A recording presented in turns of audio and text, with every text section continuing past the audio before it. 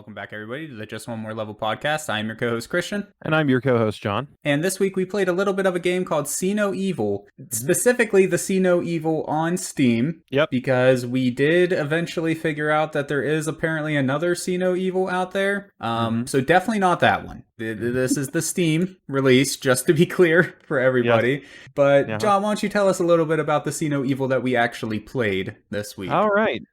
So the See No Evil that we actually played is a puzzle game. Yep. And it's unique in that it uses the mechanic of sound, albeit mostly visual sound, to navigate through these puzzles.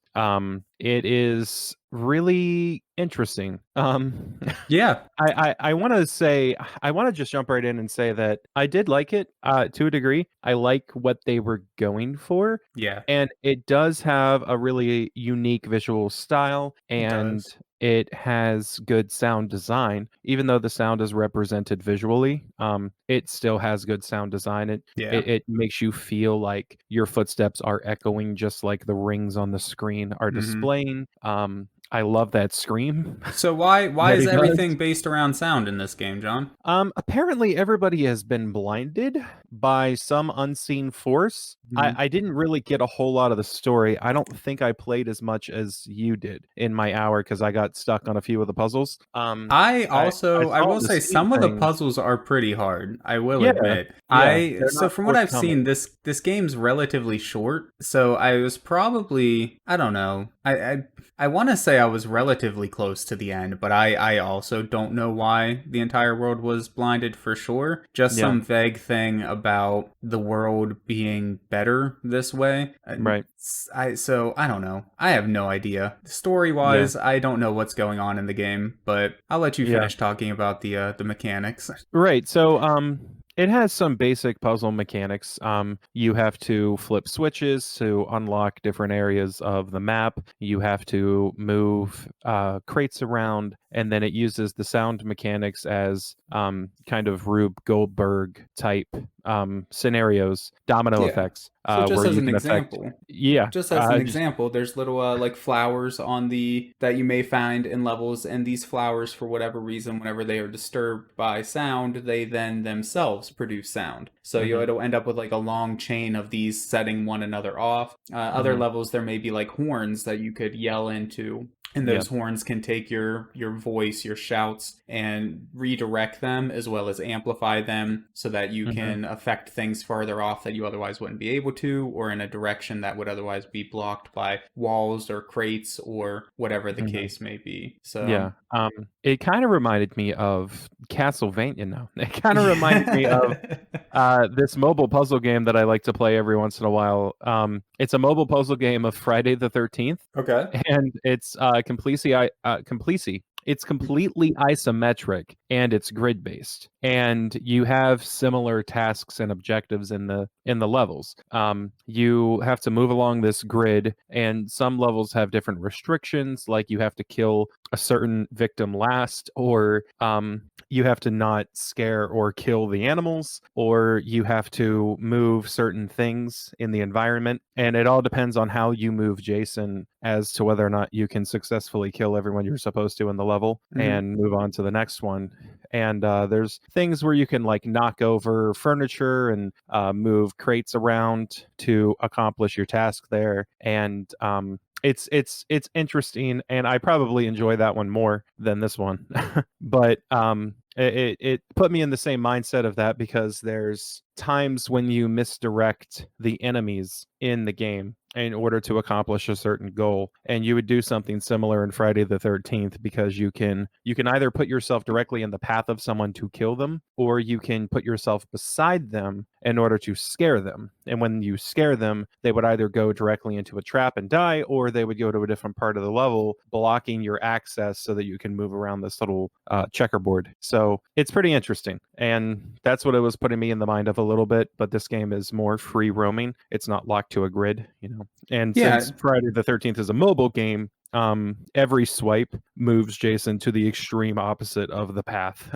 Right. Whereas you have complete control over where you're moving your character in this one. So yeah, no, this game it's interesting for sure. Yeah. I like you said, I like the concept, and the way a lot of things were done, I believe were done very well. Like you were mentioning with the visual representation of the sound, making it Hmm. feel very echoey with every footstep, or Right. very giving you more depth to the sound than what you can actually hear, kind of. Right. And on Hmm. top of that, they were able to build a lot of interesting puzzles around it, not only from like the Rube Goldberg aspect of it and whatnot, but also things like they have carpeting. And if Yeah. you're walking on carpeting, it doesn't make as much sound as if you were to walk on stone or metal or whatever the Hmm. case may be. Things like that I also found very interesting. I thought that was a really good idea. Right. But there's just everything feels a bit off though. Hmm. I can't quite put my finger on what it is, but it's just the ideas and mechanics behind it sound great, but then the actual gameplay doesn't quite live up to it, in my Yeah. opinion. Yeah. It It feels it gets a little stale Yeah.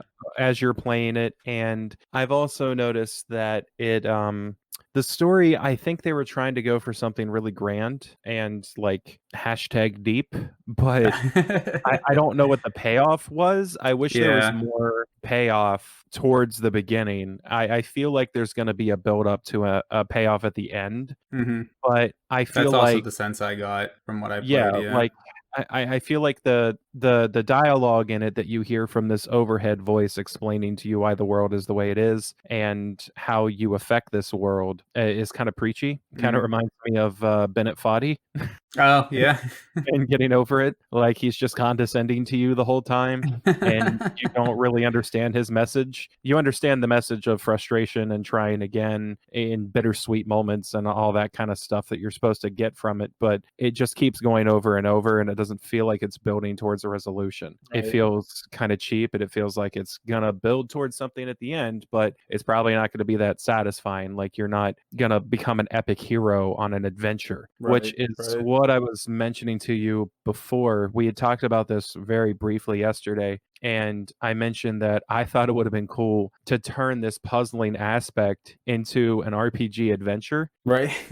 instead of just having it be a complete puzzle game. Like And I think at it the would be cool. time, I'm sorry, at the time No, when you you're good. first mentioned it, I didn't quite understand what you meant, but Yeah. I'm assuming what you mean is taking the stealth gameplay with the sound mechanic and just plopping that down into an RPG game. Yeah. Is that kind of what you meant? Yeah. Yeah. Okay, Like okay. kind of like a Legend of Zelda Link to the Past, but with these mechanics at play. Right, right. So there's I think instead of would be just like visual detection, there's also audio detection on the enemies, things like that. right. Um, Yeah. So okay. I thought it would Yeah. be really cool to explore a world like this Yeah. and to learn more lore and backstory as to why everyone is blind in this world but you, and you're a seer, and then kind of build upon that in an adventure, and you'd get to find out, why everything is the way it is, and then you would get to liberate everyone or fail depending on how your quest progresses. So I thought it would be cool, and then you can acquire different instruments and level up. Maybe you could shout louder, maybe you could shout and directionally, you find Mm, different instruments to amplify your sound in different right. ways or muffle your footsteps, but those are short term or in-game items. It's different stuff like that. My mind was racing with imaginative things to do with the game as I was playing the game, and it Right. made and it made me say like, wow, that I feel like this is a lot of missed opportunity, and that would be really cool if they could do this and this. And See, I didn't really think about that much whenever I was playing the game, but yeah. thinking about it now and watching the footage as we record here, I certainly Mhm. agree. There's a lot of cool things that they probably could have done with this that Mhm. they didn't for one reason or another. Maybe it was outside the scope of what they were trying to accomplish. Right. Maybe they didn't personally think about it. No idea, but Yeah. you're right. I think taking the mechanics of this game, a Legend of Zelda style game would probably be the perfect example because it's already a very puzzle heavy type of game. Yeah. So this would Mhm. just give you another layer to the puzzles that would be possible, as well as adding more stealth mechanics in a game that generally doesn't have very, at least in the 2D Zelda games, games doesn't have very many stealth mechanics. Some Right. certainly Yep. where you might be like sneaking behind an enemy or whatever, but Yeah. nothing to the degree of what this game employs. Yeah. So You really only sneak behind an enemy in Legend of Zelda so that you can whack them. right, yeah, yeah, pretty much. So yeah, no, um, I think that's a great idea. That's yeah. Yeah, and I guess to bring my 2 points together, not a bad game. I Mhm. enjoy a No. puzzle game every now and again, but I think that I would have liked to see more because what I got from it felt more like a mobile game than like a fully fledged puzzle game that you put out there. Yeah. You know, And I think that's I that. agree. That's kind of what it felt like to me as well. It just wasn't. Mhm, It didn't feel like a full experience, right? It felt like one mhm. piece to a larger puzzle, Yeah, and no that's pun kind of intended. disappointing because, like you said, there yeah, pun not intended. But like you said, there's definitely a lot of potential here. I feel like. Yeah. I'm very interested. So before I get to that, the puzzles themselves, they were interesting. Most of Hmm. them were well thought out, I feel like, but Hmm. some of them, I don't know if it's just me personally not able to wrap my head around some of the mechanics or what it was, but some of Hmm. them I felt like were needlessly hard Yeah. and inconsistent, right? Some of the early puzzles I spent way more time on than some of the later puzzles and vice versa. And Right. that's not really what you would expect. Generally speaking, you would think that as you progress through a game, it would get slightly harder, but at the same time, your experience level would be higher, like your personal experience with the mechanics would be higher. So they Right. kind of even out. It's kind of what you would expect. But Hmm. from my playtime at least, that wasn't really the case. It was just kind of random. Some levels were super hard for me, some were super easy for me. Yeah. So that I There was felt like could have been eventually. executed a little bit better, but Yeah, there was eventually a level that I just kind of stopped on level 2. I had to aim this horn at a mm, couple of old guys to scare them off of their platforms, yeah. and I could not figure out for the life of me how to aim it at one of them and not the other one. Because if you aim it at both of them, it pushes 2 switches. You were supposed to aim it at just one, but you can't angle the horn right. And now that I'm thinking back on it, and I'm remembering that the crates and objects in the world you can move muffle sound, Yep. I'm thinking, oh, you probably put the crate in front of one of the horns, So and if then it's it the only one goes I'm to the one thinking guy. of, because I remember a level very similar to that I also struggled with. I think, Mhm. spoiler, I think the correct answer, at least that I came to, was to use your own body to block the sound. Because I think the crates in that Okay, level had to be used for something else, so okay, they weren't available. So the only way I was able to figure it out was to blow into the horn, run down into a section so that my own personal body was blocking the sound from getting to the second guy. okay. So yeah, and that's what I'm saying. Like, there's some really cool mechanics to the game, but the whole thing just wasn't wrapped properly into one coherent experience that made me want to play it to completion. Right. But that Yeah. neatly brings me to my second point, though, to where I am Mhm. intrigued by the story. I want to know what happened. I want Right. to know, like John was saying, I want to know why everybody was blind, did or whatever, like what actual reason, not just Yeah. because they And were. And I want to know what the point of the seer is. And they mhm. hint at some point that there have been other seers, or there may currently be more than one seer. So, Right. like, how did I become a seer? I Right. want to know all these things, but Yeah, and in the time I played, there was no payoff. So, I think that setup, it number 1, it deserves a payoff, hmm, and number 2, it sets up in a classic adventure fish out of water story. right. So you have your protagonist who is low key the chosen one Hmm. and doesn't know it and is brought into a scenario with people that do know it and know how and why, so they're able to explain the lore. Yeah. Yep. And that also explains to the audience the lore. As you're Yeah. a protagonist, your hero of the story is learning and growing. So is the audience with their engagement and all that kind of stuff. You can think Luke Skywalker, Neo in the Matrix. Those Yeah. are your classic protagonist fish out of water scenarios. They're completely new to this, so they learn about the world and grow as you do. And it sets up that kind of premise. You are the seer. You can see things. Hmm. There's 2 unseen voices talking to you. There's one that's helping you and there's one that's hurting you, or Right. at least condescending to you about your predicament. Hmm. So there's clearly a power struggle here. There's a villain and a hero, like a good and evil balance. And I think that kind of story setup doesn't lend itself to this kind of thing, you know? Right. It's a unique premise and a good setup for a game Hmm. in general. Like we've been saying, all the pieces are there. no pun intended, but they just they don't fit together in a completely satisfying way. Yeah. I think it would have been better to have some kind of adventure thing if you're going to go that deep into the story elements and the lore of it. Something like Friday the 13th on mobile, not sponsored, by the way. You don't need that much of a setup. Everybody knows who Jason is. Yeah. He kills people, and Yep. you kill people in the game. And then they found a unique way to bring that to life other than the super popular party game, Friday Right. the 13th. Right. So it's like, okay, that's all you need for a setup to that kind of puzzle game. But this for being a completely new premise, yeah, you right, kind of need more for it mhm, to fully make sense, at least in our opinion. yeah, I believe the game was pretty well received, though. I believe the reviews are pretty mhm, well up there. right, So maybe it's just an us thing, you know? yeah, I personally, I don't know if I'm going to play just one more level anytime soon, but yeah. eventually I might. And I like I would, said, I think it's definitely a good game, and I would suggest if you find it for cheap or know a friend that owns it or whatever, I would suggest you try it out and see if it's your jam. yeah, yeah. It might be a me thing.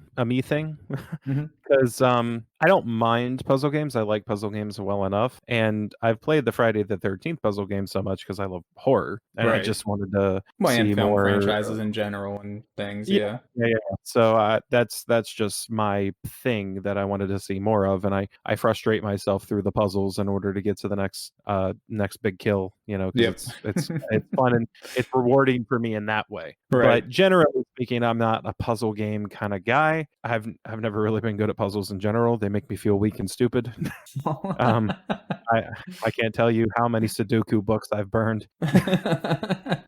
I've especially never been good at word and number puzzles. Uh, My goodness, that has always been rough. The visual puzzles I can handle better, but it's yeah, I think it just wasn't really my thing, and it did maybe one of the worst things a game can do, make you want something better while you're playing it.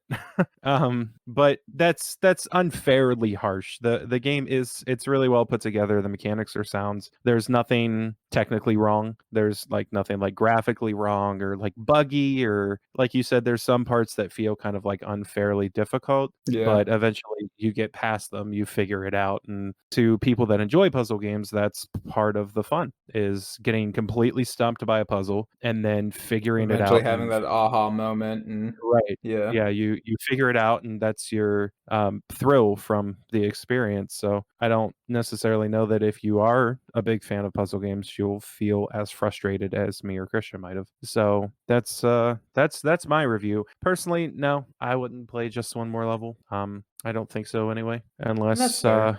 unless something really pulls me to it, and I just got to know Right. how it ends. But I'll And that's probably fair. just Google that. Like I said, I may end up finishing it at some point, just because I want to know more of the lore and the story, and Right. because I think it seems I enjoy puzzle games more than John does in general, anyways.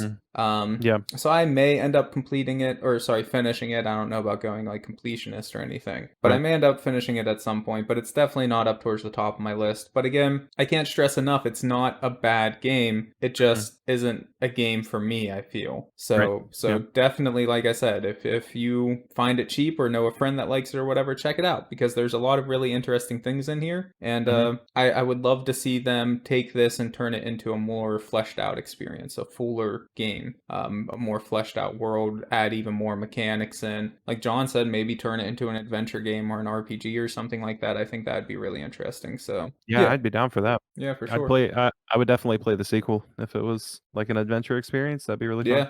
But Um, I think that's it for See No Evil. You got anything you want to wrap up with, or? no, not really. Next time on the podcast, before we get into our outros here, we're going to be playing SpongeBob Super Sponge. Yep. I think for the PlayStation 1. Technically, I think it's Nickelodeon's SpongeBob Super Sponge, I think is I the could title. pull out my case and look, but I don't really But feel like doing all that work right now. So yeah, you may be right. I'm not sure. yeah, I believe this is SpongeBob's first big video game outing. It was pretty early release, I think Yep. 2001. somewhere around there. That sounds about right. I have it up here. It is yeah, Yeah. 2001. Yes, sir. 2001. So that's pretty early for SpongeBob. That's only a Hmm. few seasons in, maybe even 2 or 3 seasons in for SpongeBob. So, well, early, what's the right word? Early comparatively speaking, considering Right. that Right. the franchise is still alive and well, Right. Yeah. 22 years later. Right. So, 22 years from when it came out in 99, not from It's 2001. from the game. Yeah. I'm not John that knows bad how at to math. do math. Everybody. Yeah. I do. Um, So anyway, that's what we'll be doing next week. But in the meantime, Christian, where can we find you? Yeah, so I mean, the main places to find me are here on Twitch, where we do the live streams of this podcast, of course, whenever we're recording. We almost always stream them live over at Stream All the Steam on Twitch. So you can check us out there. Occasionally you can find me on YouTube, although that's pretty rare. And then of course the biggest places to find me are Twitter and our website, justonemorepodcast.com, where you can find polls, news, reviews, mine and John's blogs, all kinds of fun things to look at over there. Speaking of, we have a poll that by the time this episode goes out, we'll have roughly 2 weeks left. We just want to know the next couple games you guys want to see us play. So make sure you head over to the website and vote on that poll before it ends. Right. How about you, John? You can find me on the Just One More Podcast Facebook page. Hopefully when this episode releases or when the next one releases, we will have transitioned into a page format instead of a group. Just for various reasons. For exposure, pages tend to get a little bit more exposure to people that may not have heard of the podcast in our Right. own personal friend circles and things. And pages are easier to link certain things to that we want to do. Yeah. For instance, the most recent giveaway, we had to link just like our videos to the Facebook group in order to get exposure to the giveaway, so you guys could come out and participate in that. And yeah, it's not really what we want. We don't want something limiting for people that want to get involved. So we're going to transition to a page, but we'll stay just as connected with you guys and keep you up to date on what's going on and post things about the stream and all that kind of stuff. So that'll be happening here pretty soon. And you can also find me on my own personal social medias and YouTube channel. My channel is The Dorseman. I'm going to be uploading videos there again pretty soon for a project that we haven't announced yet, but hopefully will in the coming future. Yeah. It has to do with me and Christian hinting at before that we're interested in game design. So Yep. stay tuned for that. That'll be coming up here pretty soon. Yes, it will. But YouTube channel is The Dorseman. I can't remember if I said that or not. And that's the same thing with my personal socials too. Twitter and Instagram at The Dorseman or John Dorsey. That's my name. And of course, all the links will always be below as well. So Yep, in the description or your podcast listener of choice. Yep. So that's it for See No Evil, everybody. Thank you, as always, so much for watching and listening. We really appreciate it because you don't have to, but you do. So thank you. That's it for this week. We shall see you all again next week. Bye bye, everyone. Bye-bye.